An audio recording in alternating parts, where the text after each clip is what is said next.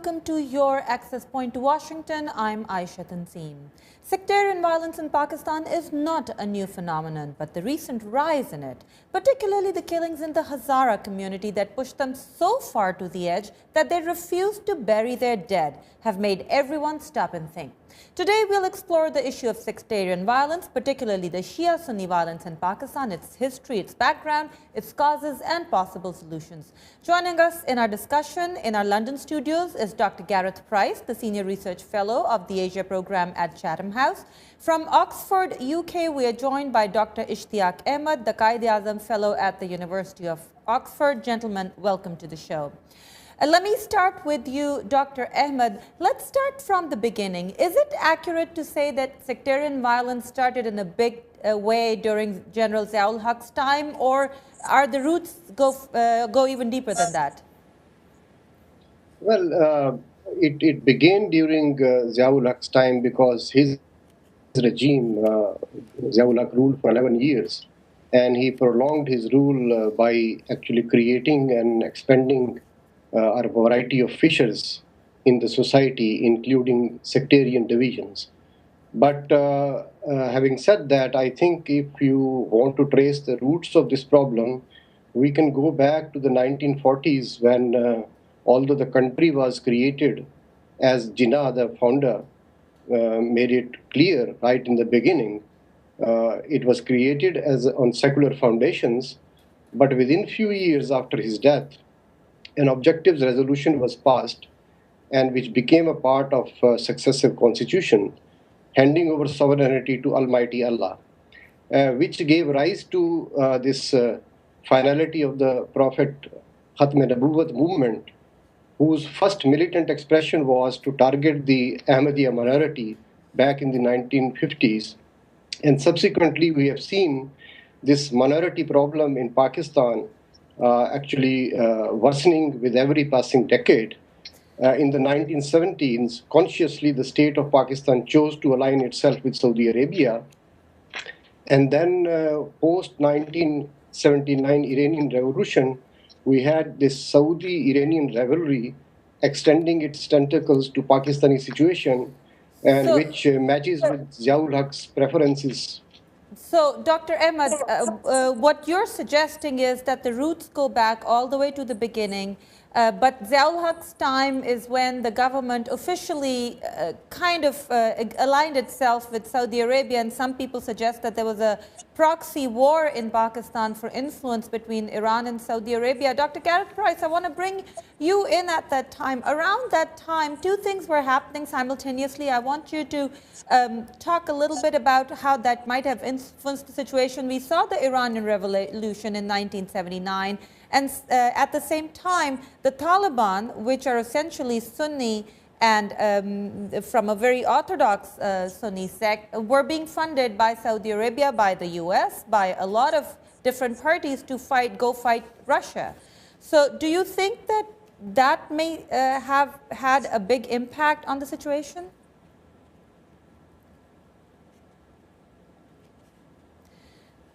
Pakistani identity and the sense that Pakistan's an Islamic country, and during Zia-ul-Haq's time, the idea that that type of Islam was Sunni rather than Shia Islam. And to add to the kind of historical context, I mean, in 1971 you saw the secession of what became Bangladesh from Pakistan, which kind of reinforced this idea that Pakistan hadn't stated its identity enough and therefore needed more vociferously to be Islamic. And then in the context of the Iranian Revolution of '79, that started to empower the Shia communities, and yet, as you say, and the various Taliban-linked groups that were fighting, or Mujahideen that were fighting the Soviet Union, were primarily Sunni. Well, let's come to the present. So we've talked a little bit about history, we've talked a little bit about background. We know that there were times in the 80s when sectarian violence was really bad, but then it subsided, and then it resurged again post 9/11 by some accounts. If you go to the South Asia Terrorism Portal, 2007 onwards been really bad. So Dr. Ahmad, let's talk about what were the causes of sectarian violence becoming a bigger issue in the last 5 to 7 years. Well, obviously, Pakistan joining this war on terror led to a blowback, uh, partly because of its own strategic depth policies of the 1990s, in which it supported the Taliban and other regressive radical Islamic elements in Afghanistan and the region, and partly because there was some kind of a natural reaction. If you support the US in Afghanistan, and naturally, if you were aligning with these very forces before, there will be a reaction. But sectarianism or sectarian violence in Pakistan actually predates the events of 9/11.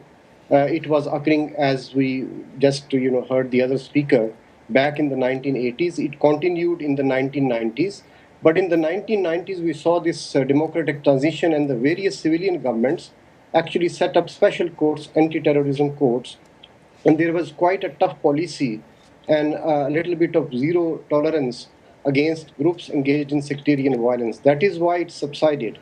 But since sectarian groups, especially the Sunni organization, Sipah-e-Sahaba Pakistan, and its militant wing, Lashkar-e-Jhangvi, they are associated with Tehreek-e-Taliban Pakistan, with Al-Qaeda, and with a whole lot of criminal, religious, radical organizations inside Pakistan and outside Pakistan, an international connection, which is why we have seen an old violent trend in Pakistani society, religiously motivated, actually picking up momentum in the last 5 years or so. Okay, Dr. Gareth Price, do you want to add to that? No, I mean, it's worth remembering one of the first times Osama bin Laden came into view was in attacks on Shias in Gilgit in Pakistan in the late 80s. So a lot of these Islamist groups, that became Al-Qaeda and anti-Western groups had their origins in attacking Shias. And Dr. Price, add to that, could it also have a pragmatic link, because they needed routes to Quram, and some people have suggested that they also did that because they needed routes to Quram, which are controlled by Shia communities, and when Taliban and Al-Qaeda wanted to go back and forth between Afghanistan, they also wanted to destroy those links. Would you agree to that?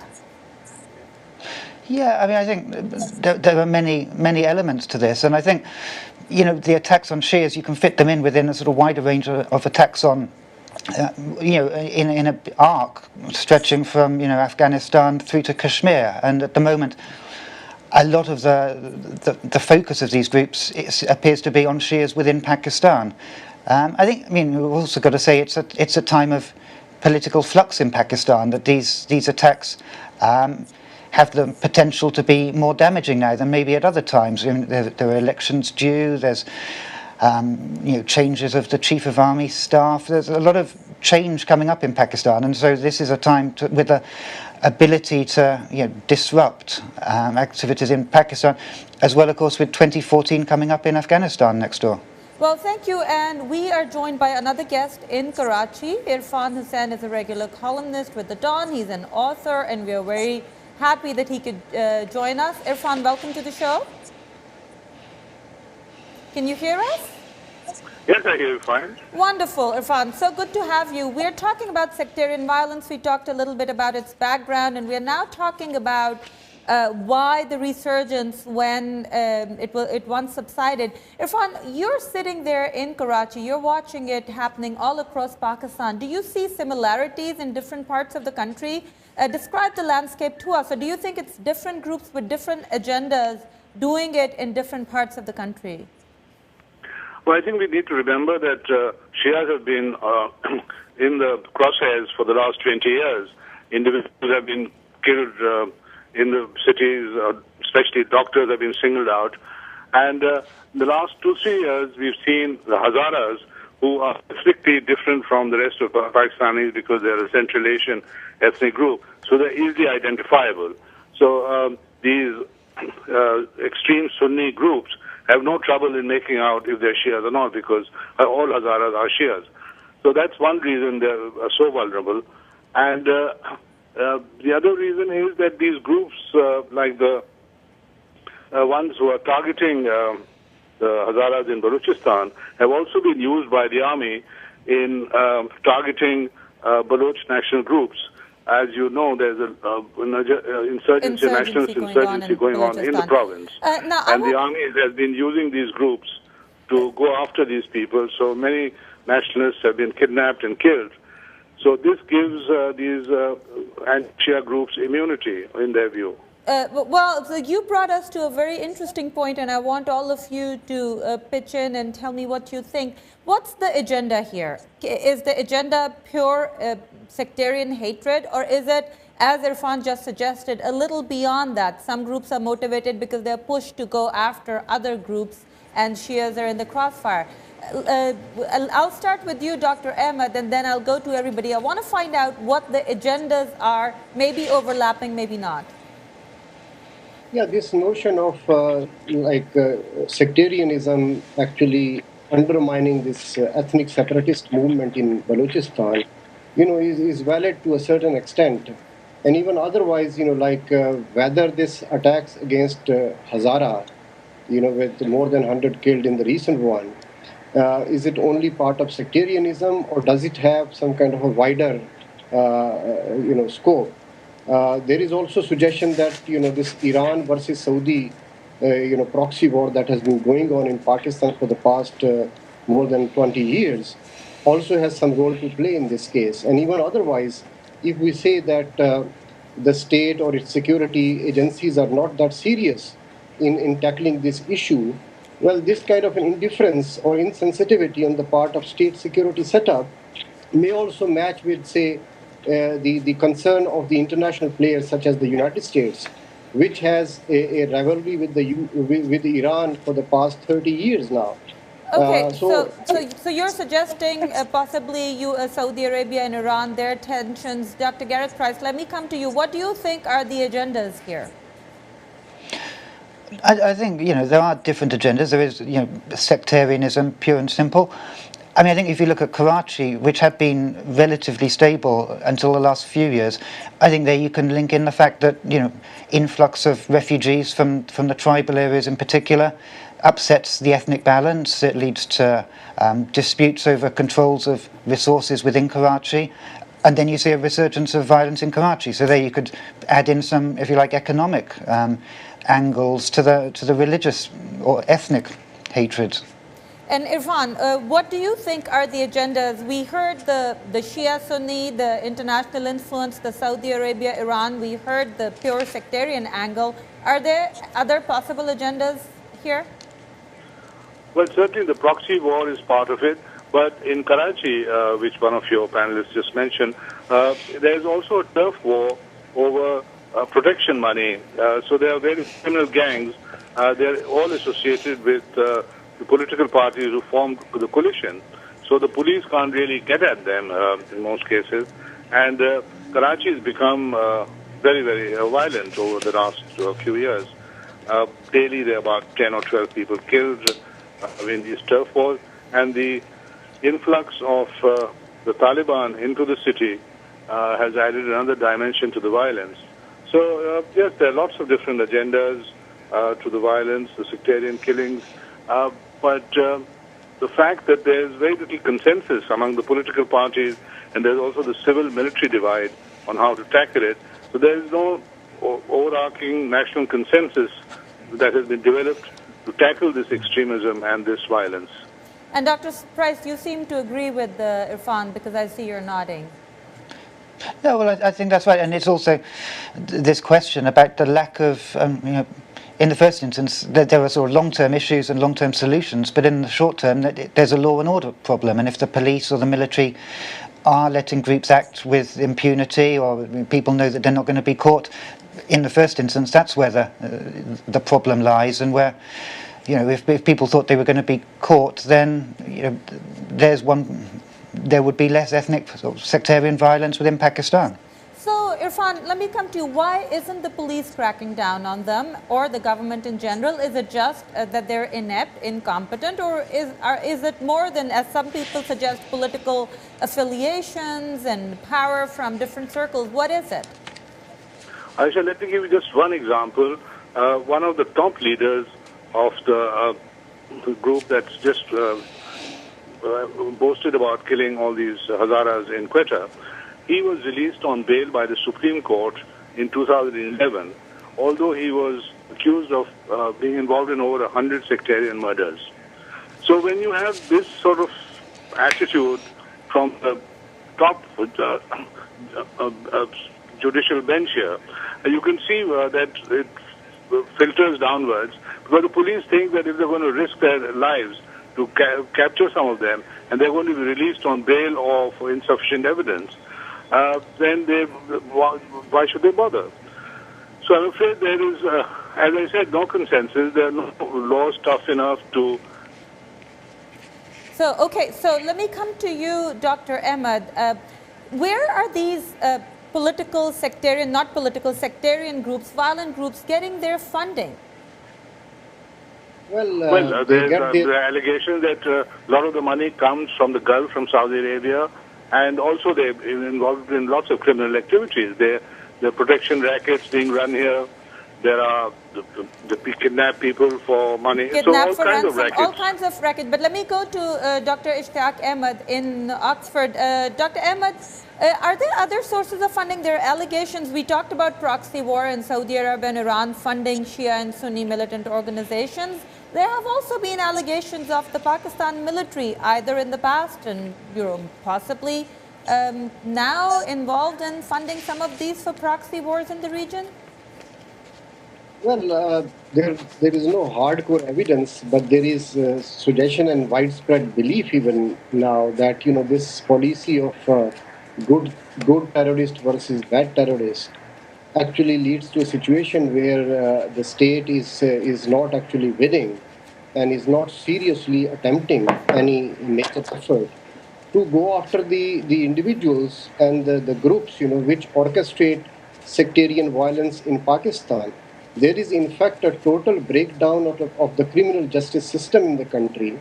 There are laws such as Qisas and Diyat introduced 20 years ago and actually brought into the fore by Ziaul Haq's regime, which, like if you are a victim party, then you are the complainant and you are the witness as well.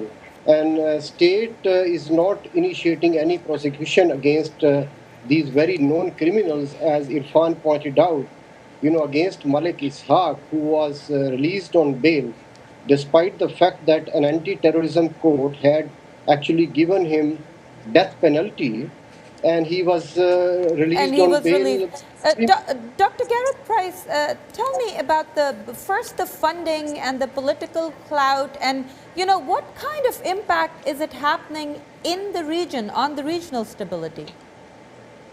Well, I think, to add to the funding point, the issue with a lot of these groups is that they also have welfare arms. So they're also providing education,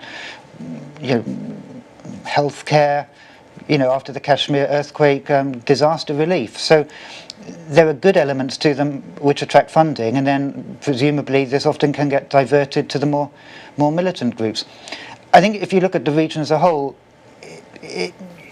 levels of violence have peaked and troughed in different parts, from Afghanistan through to Indian-controlled Kashmir to Pakistan. What you seem to have at the moment is a greater emphasis on violence within Pakistan.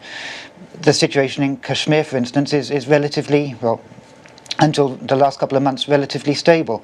So you have a kind of a wider area in which similar Islamist groups are operating against different enemies. And, it's clearly over the last couple of months, the Hazara community in Quetta has suffered for being the target of these groups. Irfan, I want to come to you. How much of this has to do with the number of madrasas in Pakistan and the kind of curriculum that's taught there? Well, certainly these madrasas... Irfan, go ahead. We can hear you. Okay.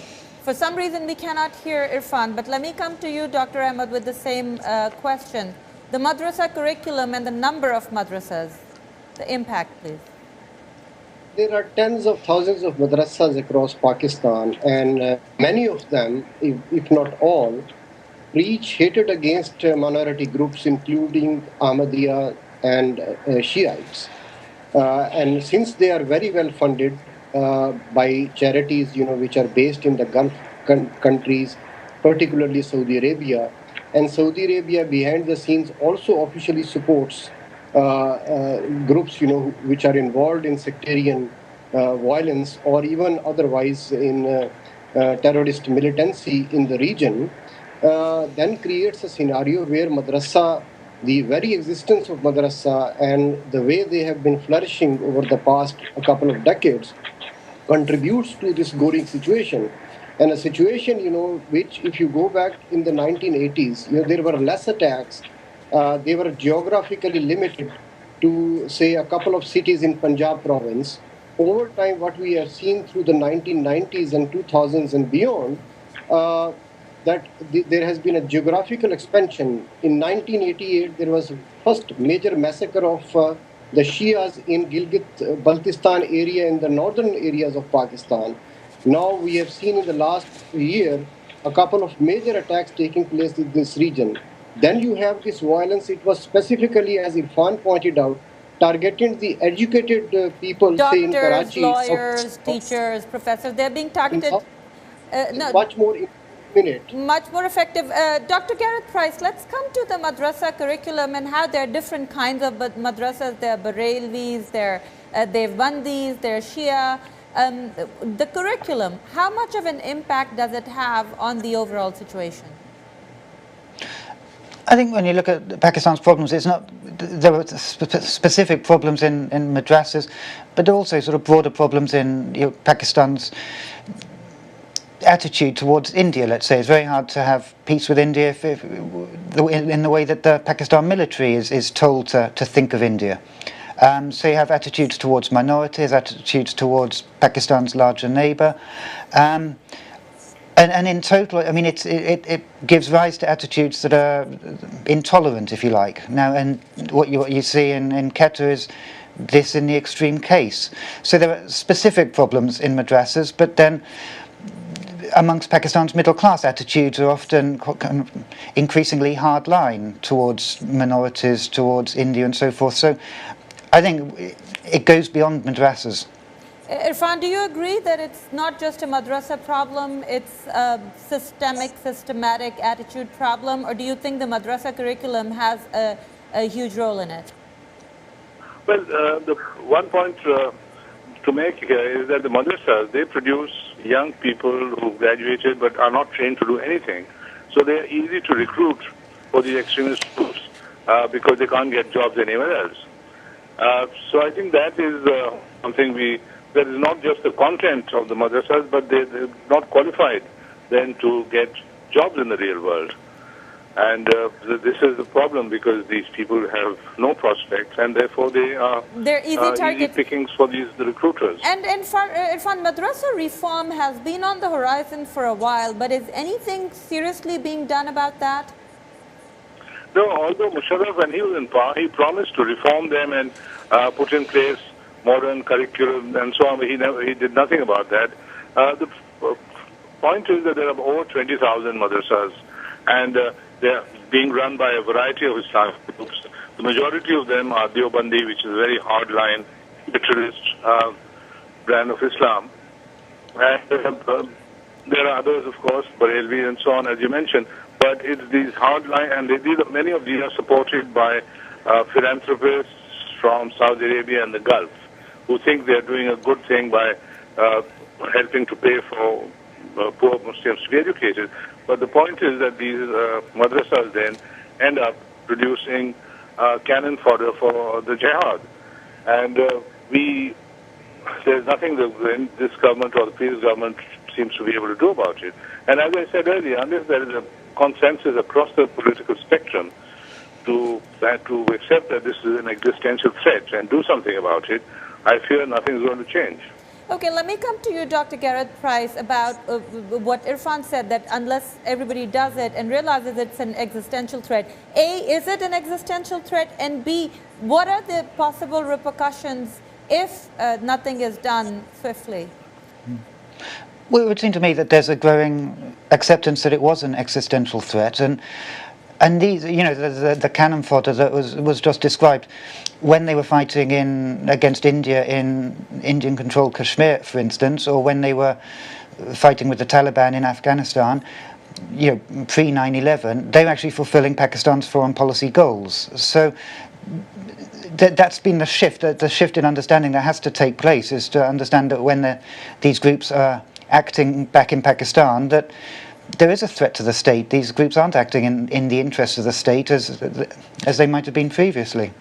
Okay, Dr. Ahmad, I want to come to you. Tell me, what are the possible repercussions of not acting against these groups swiftly?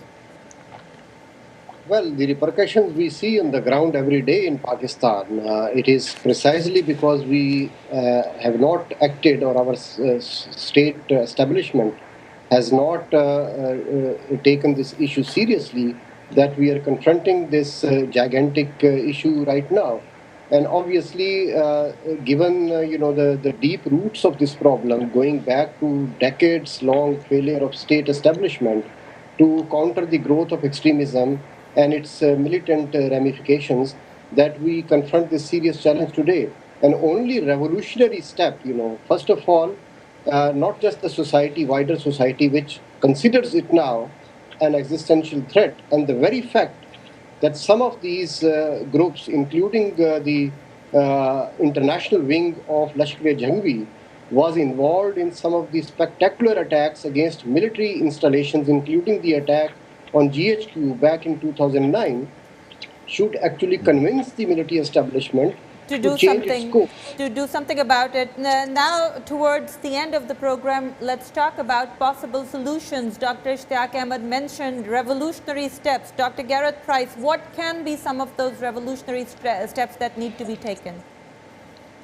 Well, in the long term, there needs to be a reconfiguration of what it means to be Pakistani, that it can't be about being Sunni, it needs to be about being an inclusive Sunni, Shia, even Christians and Hindus, if these groups are going to live happily. Otherwise, this will continue, and so the change. But that's a dramatic change that's been going on for many decades of this sort of gradual Sunniization of the country.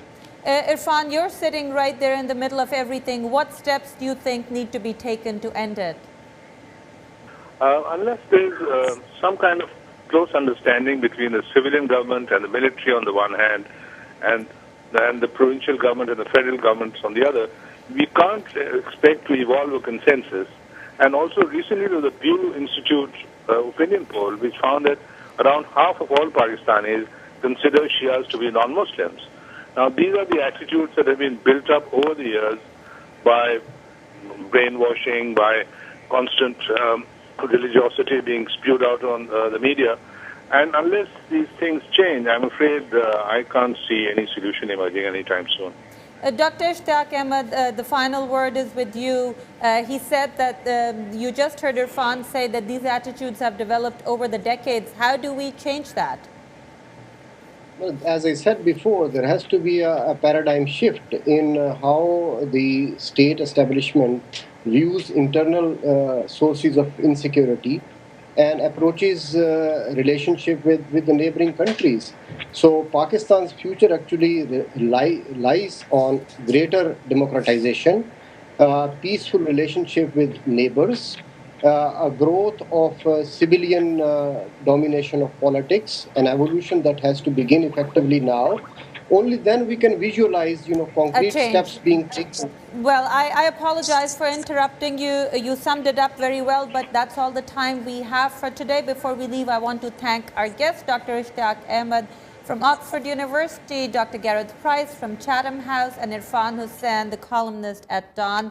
Thank you. That's all the time we have for today. Goodbye. Don't forget to leave your comments on our Facebook page. We read them all.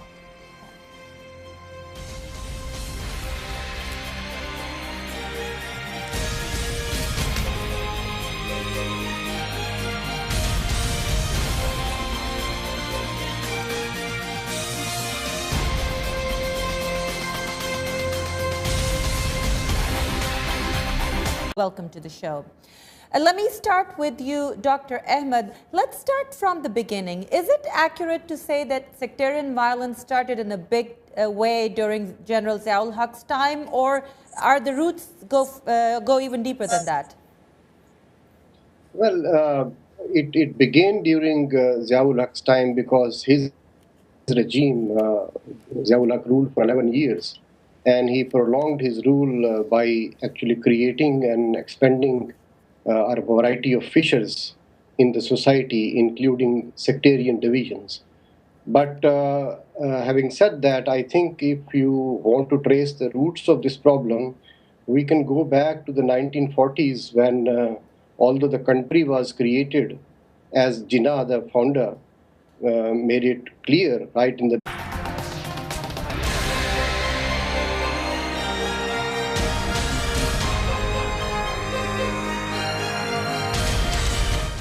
Hello and welcome to your Access Point to Washington. I'm Ayesha Tanzeem. Sectarian violence in Pakistan is not a new phenomenon, but the recent rise in it, particularly the killings in the Hazara community that pushed them so far to the edge that they refused to bury their dead, have made everyone stop and think. Today we'll explore the issue of sectarian violence, particularly the Shia-Sunni violence in Pakistan, its history, its background, its causes and possible solutions. Joining us in our discussion in our London studios is Dr. Gareth, the Senior Research Fellow of the Asia Program at Chatham House. From Oxford, UK, we are joined by Dr. Ishtiaq Ahmad, the Qaid-e-Azam Fellow at the University of Oxford, gentleman Saudi Arabia by the US, by a lot of different parties to go fight Russia. So do you think that may have had a big impact on the situation?